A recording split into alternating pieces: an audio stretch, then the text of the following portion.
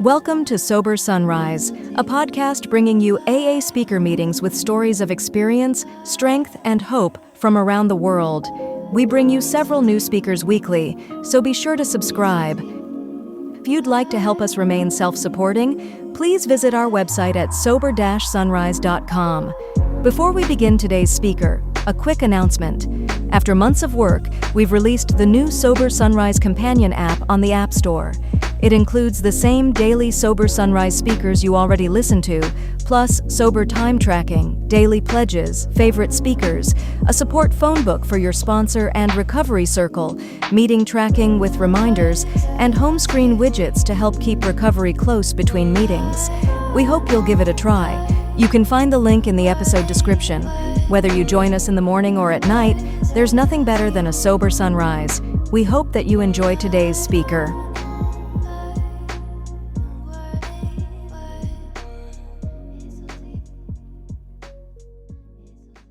Good morning, everybody.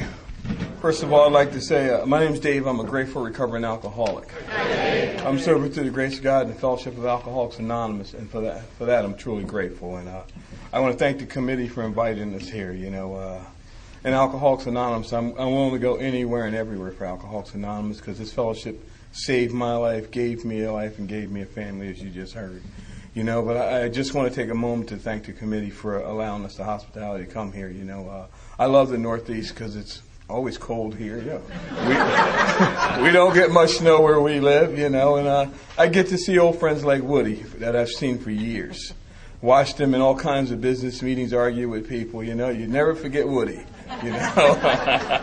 But I am truly grateful and blessed to be here. You've heard a lot about me through my other half, and when I stumbled upon this young lady in 11th grade, she was my diamond in the rough. It just needed polishing, and she helped me polish it.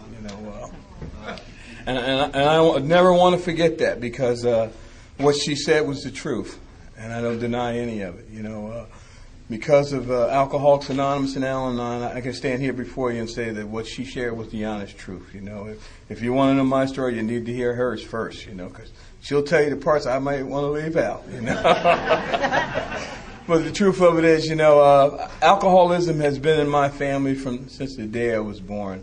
My dad and his family, they were functional alcoholics. Construction workers. Worked hard. Drank every weekend, and I didn't like a lot of it going on in the household, but I had no choice. You take what you get. I come from a family of 9, 5 sisters, 1 other brother, and a mother and father. A loving family. The one thing we had, we may not have had money, but we had a lot of love, and they made sure you knew it every night before you went to bed. You had to hug every one of your sisters and brothers and tell them that you loved them. I hated it, right from the beginning, my life growing up was I spent most of my time with my dad, fishing, and from the early on I had things happen in my life outside of my home that made me real angry with life, and I kind of withdrew from life at about 7.5, 8 years old.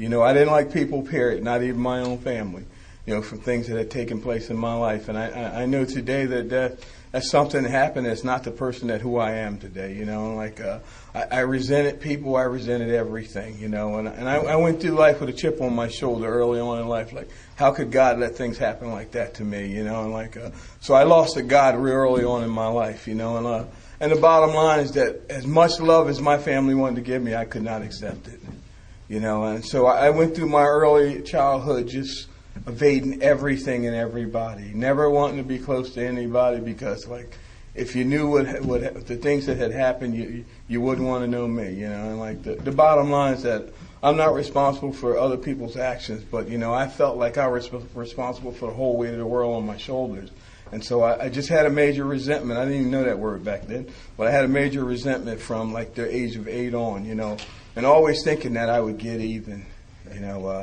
And I'm glad I found a drink first. At the age of 13, I found a drink hanging around with the fellows on the corner playing basketball, and we used to buy a couple quarts of Boone's Farm wine, and it just looked like something I needed to do to fit in, because up to that point in my life, the only person I fit in was with me, and that's pretty bad company when everybody around you in a city block and you get on with nobody.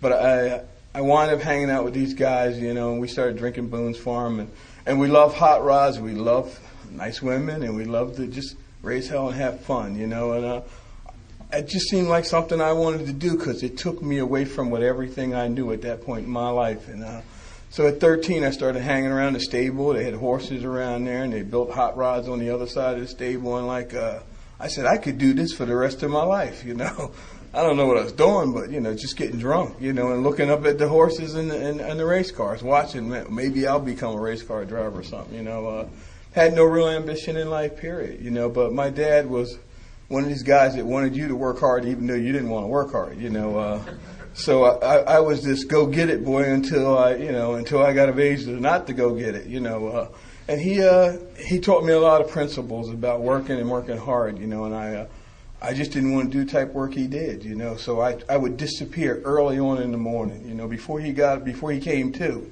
I was gone, because I got tired of pushing wheelbarrows at 11 and 12 years old.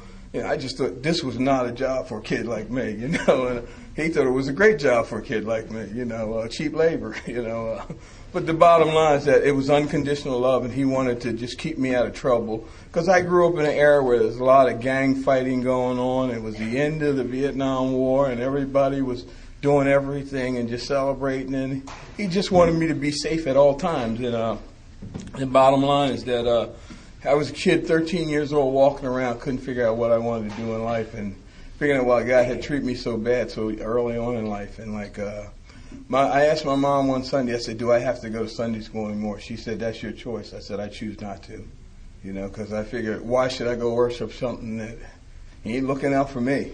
I knew it right off that he didn't have a plan for me to put me where I was at a young age like that, the bottom line, I had major resentments against God and everybody else, and the bottom line is that I found Boone's Farm and I found 18 friends.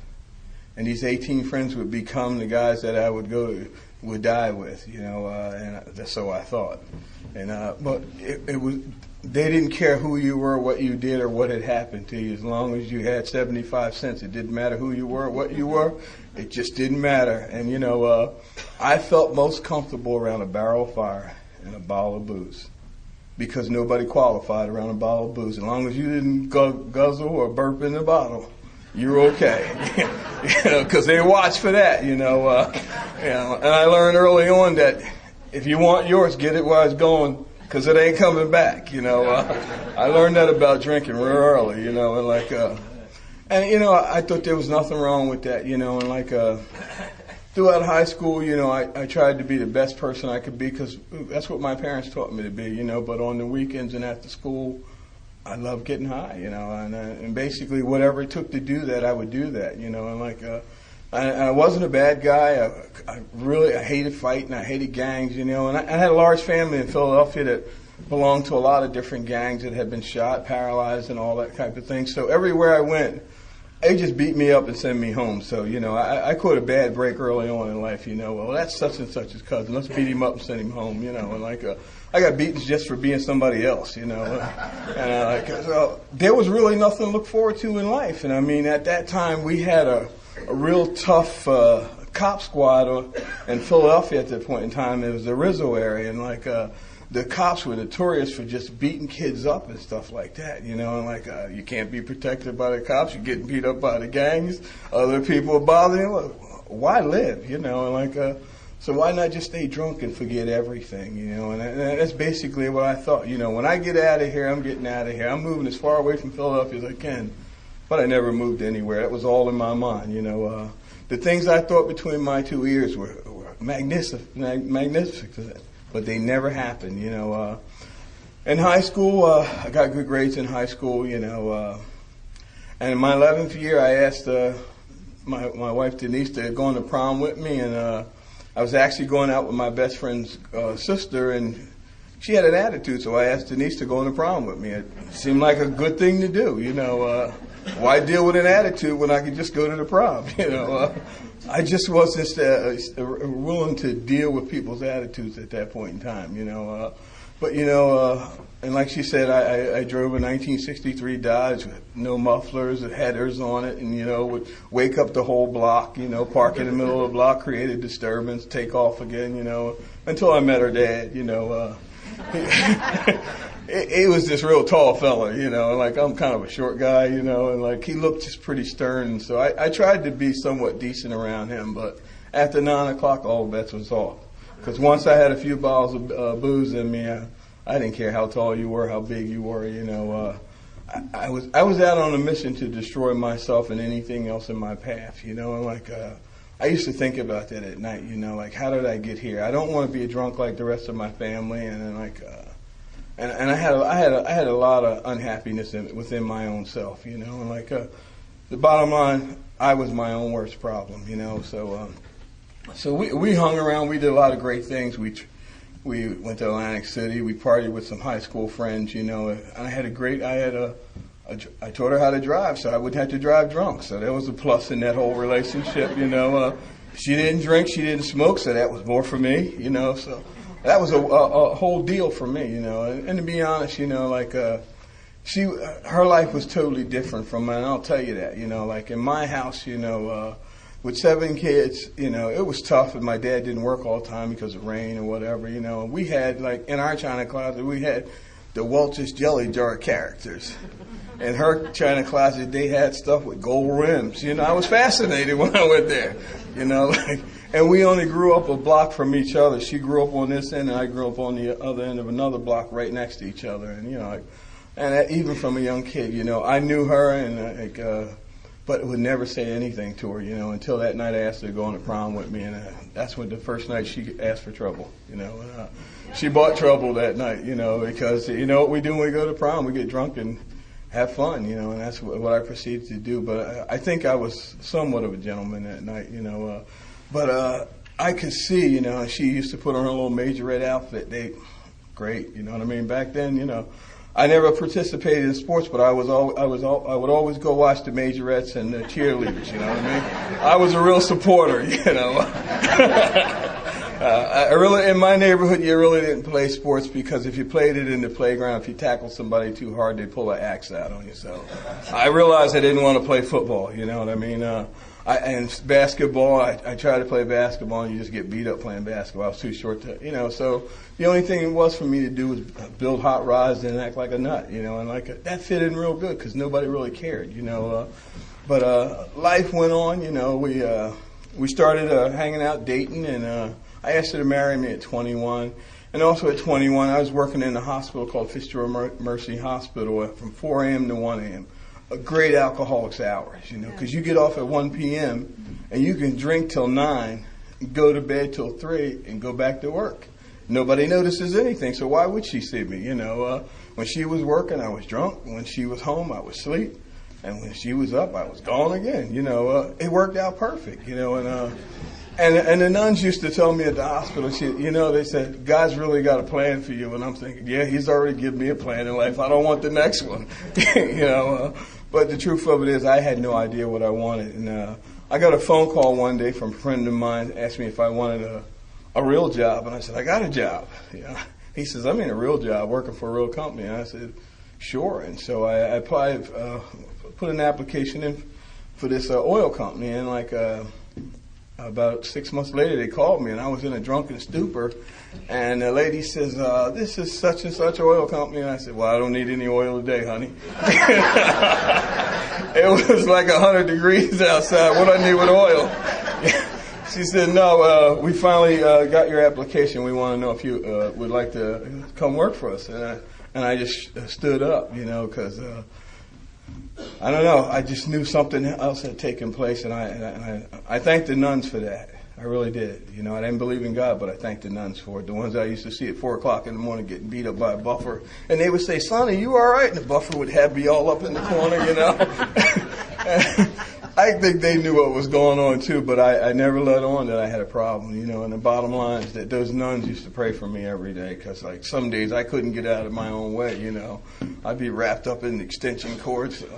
I hope nobody's awake, But the bottom line is that there were a lot of people praying for a guy like me, and I didn't even know it.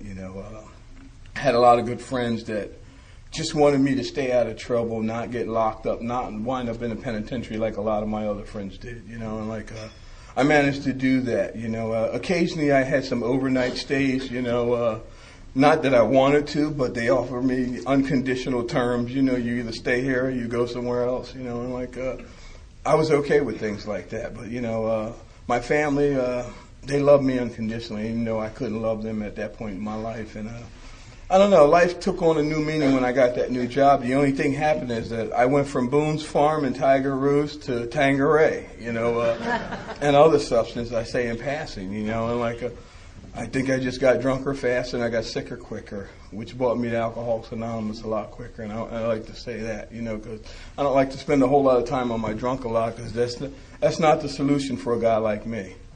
The solution was realizing that day she walked out on Sunday that for almost 17 years, I had watched a person destroy themselves from within.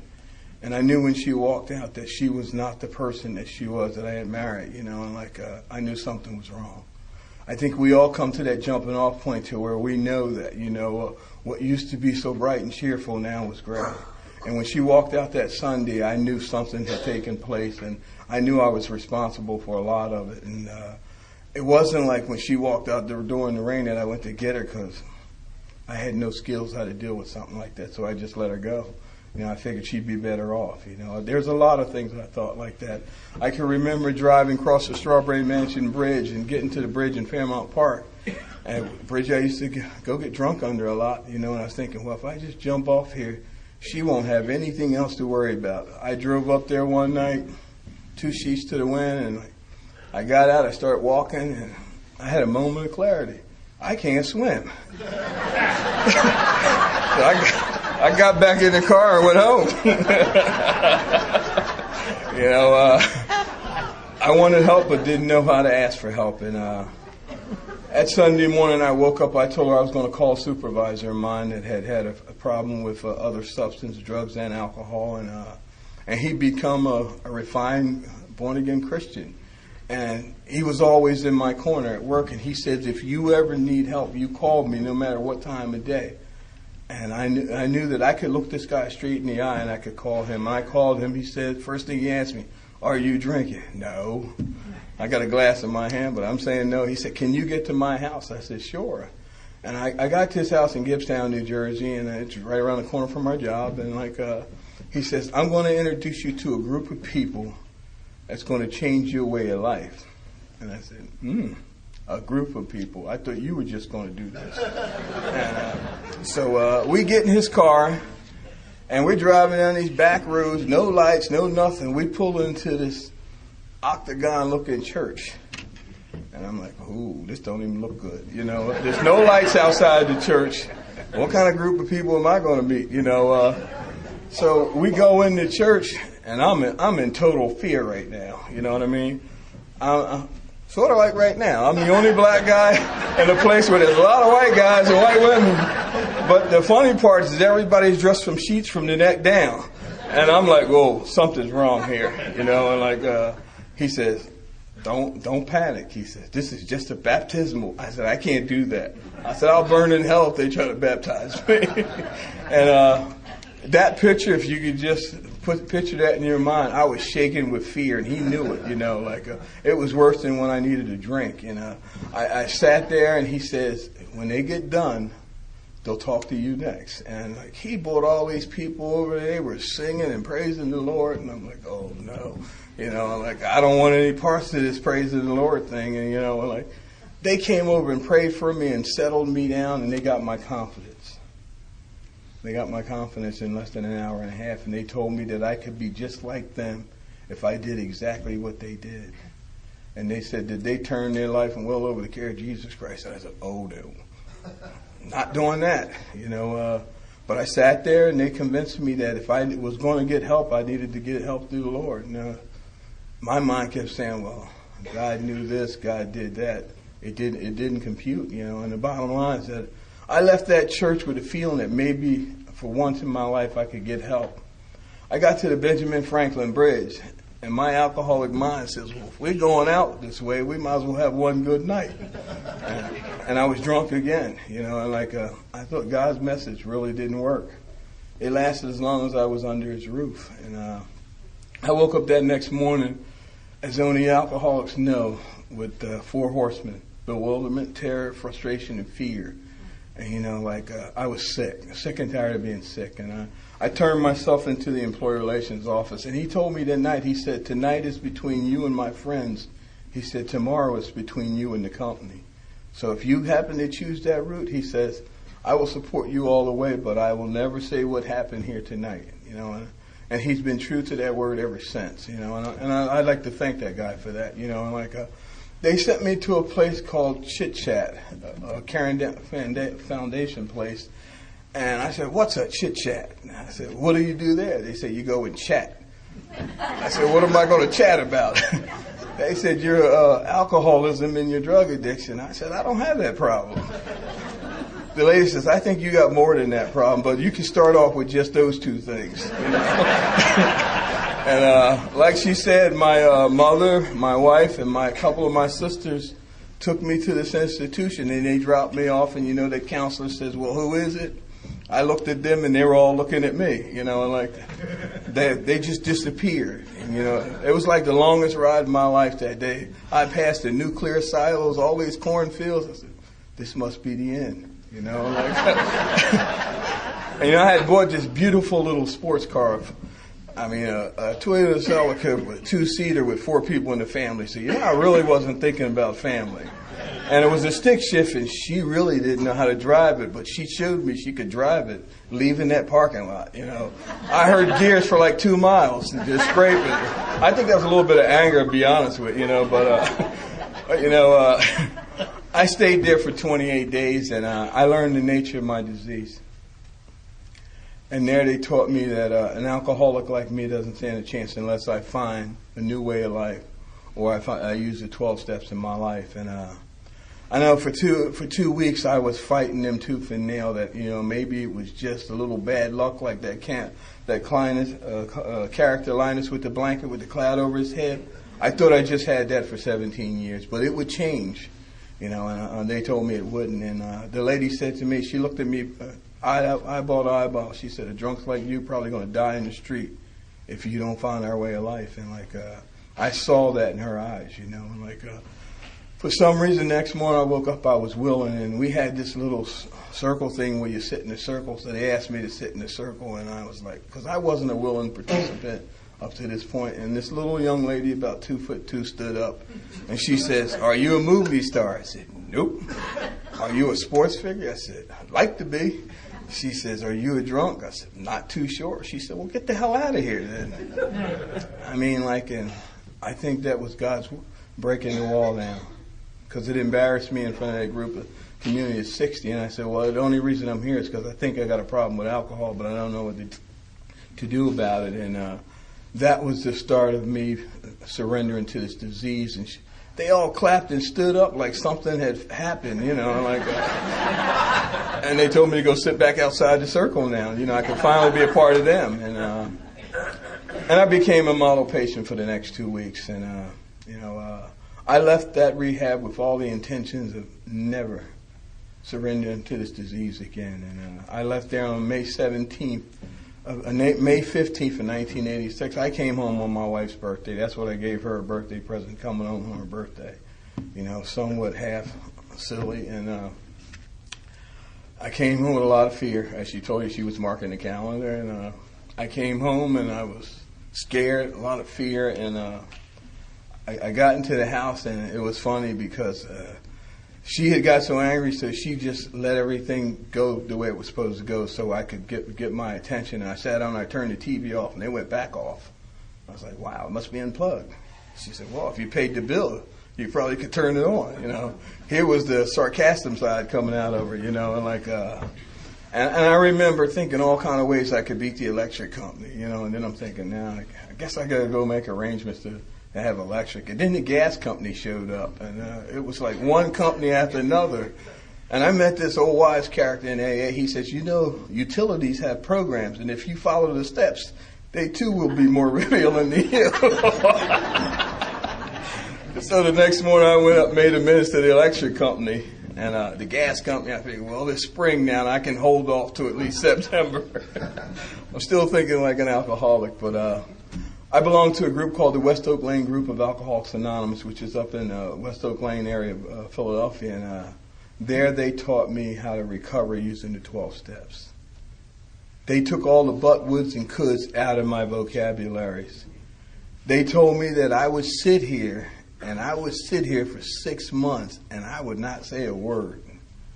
And when they called on me, just say my name just to let everybody know I was still here. And, as much as I hated it because I thought I had something to offer, I didn't say anything. I became a sponge and I absorbed. And I watched these people. I became part of setting up the chairs, making the coffee and stuff like that. I was willing to do anything besides go home at night because I knew she was pissed off, So if the meeting would have went to 6 o'clock, I went straight to work from there, I was just still running, And the bottom line is that those people loved me unconditionally till I could love myself. And after 6 months, they asked me to say something. I had nothing to say. I don't get it. They make you shut up for 6 months, and then you don't have anything to say when it's time to say something. I had my first 12-step call after 6 months, and the guy says, "You tell exactly what you know." And I said, "What's that?" He says, "Nothing, just your name." And I said, "I can do that." He said, "Because this is a personal friend of mine's daughter, and I don't want you to screw this up. So just tell her your name and tell her that you're happy to be here." And I told her that, and then off we went to a rehab. And he said, "That was a successful job. Neither one of us got drunk. I'm not going to worry too much about her right now, but we didn't get drunk." And I said, "Wow, that's how it works. I can do this." And the bottom line is, those were the early days where, I did what they told me to do. I stopped fighting. I ceased fighting everything and everybody, like it says in step 10. I started to become willing to be a part of Alcoholics Anonymous. Alcoholics Anonymous started to infiltrate my life to where I started to have a design for living. I started to want to help others. I started being more considerate of others and less considerate of myself. I started to see new hope beyond the light. I started to dream greater dreams, and it was just waking up without a drink. For me, early on, my first year, just waking up without a drink was like, I'll tell you what, when that 6 months went past, I was happy. And I thought the group should be happy. And they said, "Well, you've been doing it for 6 months. What's so different about today?" Really busted my bubble, because I thought they was going to give me some accolade for being sober for 6 months. They said, "That lady been over there sober for 52 years. What's your problem?" Keep coming back, kid. That's what they called me, a kid at that point. The bottom line is that I've gotten in Alcoholics Anonymous what I could have never got anywhere else. I've been restored to sanity in step 2 is where I took all the bull out of my life and I dealt with just principles. In step 3, you asked me to surrender my life and will over to the care of God on a daily basis. And I do that on a daily basis because I know it works. In spite of what I think about God, I know it works. In step 4, I found that in step 4, taking my moral inventory, that it was me, it wasn't God. I've been blaming people for everything in my life. And I finally realized that God doesn't let things happen to people. People make things happen to people. And so I was able to let go of my resentment to the God of my understanding at that point in time. And that bottom line of the 4th step carried me into a whole new adventure. In the 5th step, I shared it with my sponsor. He was, at that time, almost legally blind, so I printed real small. I forgot they got copies that can blow it up. Because I didn't want him to know what was in my 4th step. And he blew it up, sent it back to me. He says, "I think you need to redo this." He says, "Forget about all the good things that happened in your life. Tell me what you did to other people." And for once, he made me look at me. It wasn't about what everybody else had done to me, And when my pen started to write, I started to feel. And I started to feel a lot better than I ever felt in my life. And I remember being at work writing this 4th step. And things just changed that next day because I was willing to share that with him, eyeball to eyeball. And he looked at me, he says, "I think something has changed and I think you better hold on to it." And he told me, he says, "Dave, for a guy like you, it doesn't get any better than this." I said, "Just going to meetings?" He says, "I think you missed a ticket here, fella." And so from that day to this day, I still take a daily inventory of myself. But what has helped me is steps 4 through 11. Because I still have an amends list. I still have a list of people that I still need to make amends to. I've made a lot of physical amends to my employer, my wife, my kids, my mother, but there are people out there I still need to make amends to, and I'm willing, like it says in the 6th and 7th step, I'm willing to do that whenever God permits that, And the one thing that I do is I stay involved and I stay active so I don't forget where I came from, because the key to my life existence is service. I don't know about you, but if I'm not doing anything, I start doing me. That's not a good deal, But whenever I'm involved in service, it seems like a higher power takes over in my life, and I can actually call him God today. He takes over in my life, and he takes me to different levels of where I've never been before. It may be the same day, nothing different may happen, but I feel different on the inside. And I finally understood what this one old timer was saying the first couple Saturdays I met at AA. He says, "Son, what do you got going for yourself on the inside?" I said, "Well, my wife, because at that time she was my guy, and I understand that this is an inside job. It's had nothing to do with anything I'm ever going to do exterior to my life. It's about how I feel and where I am, and today it's all about the inside job for me. I can gain a lot of things in life, but if I don't have peace from within, I have nothing. And that's one of the things I've been searching for all my life, is to be peaceful from within. Before I came to you, I hated walking in my own skin. Today, it fits quite right. A little tough and a little wide, but, it fits quite right. And that's all because I've accepted my devastating weakness and my handicaps. I've been able to be reborn into the 4th dimension of this program.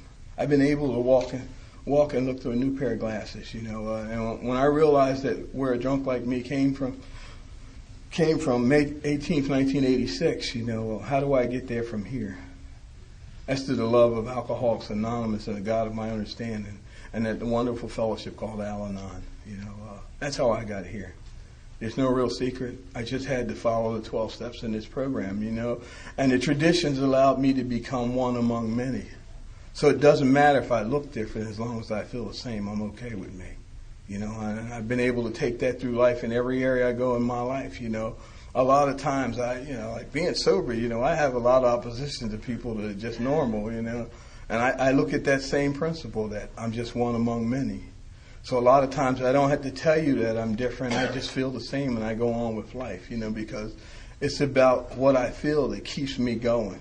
It's not about my differences. I had a friend of mine early on in life told me, she said, whenever you look across the table and if you see anything different besides an alcoholic, you're in the wrong place. And I said, "What do you mean?" She says, "We don't have any color boundaries." She said, "We have alcoholics. We have people with other problems. But if you find yourself different, maybe you're in the wrong place." I haven't found myself different yet, And I'd like to thank that to the God of my understanding, who I choose to call God today, because He's done for me what I couldn't do for myself, He's given me a family. He's given me hope. When my wife was sick with our daughter, I was not happy. How can you be happy and drunk and high all the time? I was searching for something. I was searching for happiness in every area of my life and never found anything. I found a lot of people that I bought along the way. And I'll tell you, I've been sober almost 22 years. Next week it'll be 22 years. And I've had one friend, 2 friends out of 18 that I grew up with called me in 22 years. I had a lot of friends. So I thought. And the reason that most of them won't call me, because most of them are in the penitentiary or dead. Because their last drink was alcohol. I'm a living example that you don't have to die from alcohol, even if it tells you you do. I follow the 12 steps every day of my life, the best of my ability, not to my sponsors, because I can't even live up to his shoes. And I'm not even going to try, because it's like a 6'9" deal, and I can't make it. I got a long way to reach you, but what I have in the inside will compare with any alcoholic on this earth. I have the experience of my higher power. I have the experience of hope. I have the experience of life today. When I woke up this morning, I would have rather been in Tom's shoes, done. But I'm in my own shoes, and I was only given a gift to carry the message. And I went to this workshop called Carry the Message and Not the Mess. I totally believe in that, I'll help you do anything, anytime, but I will not carry your mess for you. Because I think we have to separate our own mess from our own self. That's the way we get help, and we find out who we are and what we are. And through the 12 steps, I've been able to find out that, like I had a desire to drink, but I have a desire to work with others more than I have a desire not to drink. And that desire to work with others carries me to a lot of different places. From Yale to jail. I get to visit more jails than the overnight stays that I stayed, and it's okay, because when I walk out, like I feel real good, not that they feel any different, but I got some freedom here today, folks. I have freedom that carries me beyond my wildest dreams. When I look at my 2 kids today, like I just say, but for the grace of God, that loving daughter that I really wasn't a part of my family at that time, she's wrapped around this pinky of mine. Probably got half my arm, She says, I want, I say, I will, So whoever marries her, they got a tough deal to go through, you know what I mean? My son, God bless him, he's an angel. I have been truly blessed. I have 2 beautiful kids. I have a son that's almost 30, and he drinks, but not like I do. He remembers that, well, Dad needs this, and he does it. If you'd have told me to do something at 30, I couldn't did anything for you. And we have a loving relationship, so we build hot rods and custom trucks together. And we can go places. He said, isn't this out of your league? He said, but come on anyway. And like that, I'm able to join in with his friends, and they look at me and say, Mr. Madison, well, if the music's too loud, tell us to turn it. I say, have fun, man.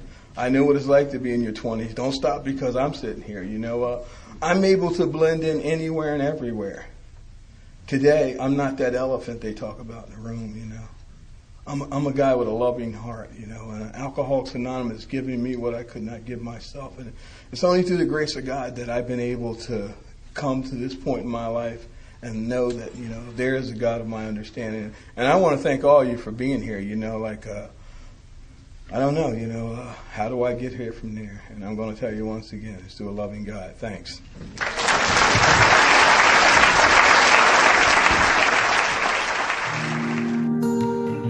Thank you for listening to Sober Sunrise. If you enjoyed today's episode, please give it a thumbs up, as it will help share the message. Until next time, have a great day.